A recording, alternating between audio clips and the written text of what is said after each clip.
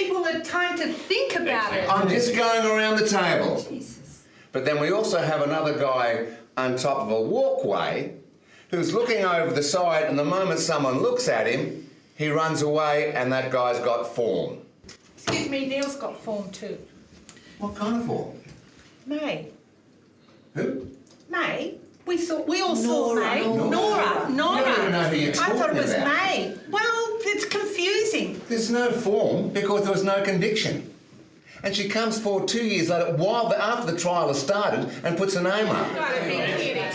Hang on, Scott has got convictions.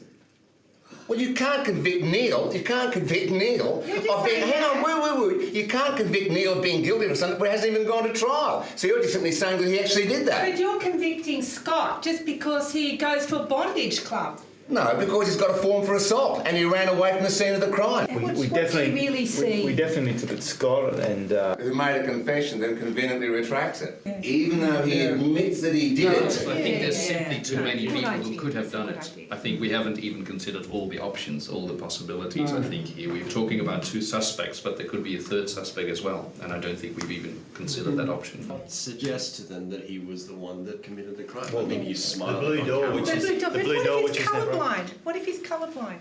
Yeah, so the blue door, that's the first one. Did anyone ask that question? If you're tired and emotional and you've just seen something horrible happen, are you really going to remember whether you ran through a blue door or a grey door? Absolutely. Shades of blue, shades of grey, it all starts looking the same. Well, I think if I'd seen someone who'd been hacked to pieces in front of me and then I'm chasing up some... The last thing I'd be remembering is the colour of the bloody door. And the grimace, the smile on camera, and the fact that he was looking at Scott on the overpass. I just want to say that when you see someone on camera, in a photo, the difference between a smile and a grimace can be really tiny. So maybe he wasn't actually smiling, maybe he was grimacing. And That's a good point. It just looked like a smile. Yeah. But there's the prior that came up. What, Nora? Yeah. It's Nora who didn't report to the police a man that threatened her with a knife. The guy comes down the laneway, he allegedly knifes and kills this person. Within a very short while, he's back again. Then he races for the blue or grey door, I don't know which, and he apprehends this guy on the overpass. Now, then the police are very quickly on the scene.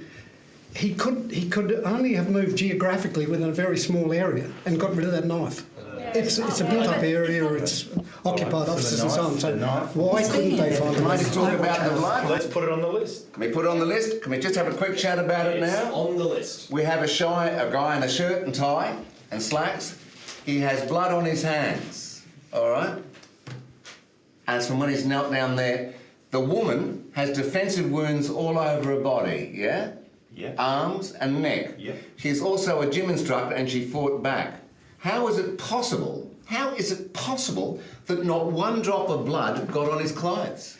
If Scott did it, why hasn't he got blood on him? Scott, the guy on the overpass? Well, perhaps he took off his coat and dumped it before he came back to the scene. The forensic evidence suggests this is a very long-bladed knife. This guy is he hasn't got a coat on. How does he carry the knife? As far as I'm concerned, there's not a snowball in hell's chance that this bloke did it. There's something wrong with the investigation. She walks out of that gym and she's immediately at the scene. She should have been a witness for the prosecution, probably for the prosecution. But she's there investigating the case. There's something wrong. I reckon the investigation is totally flawed.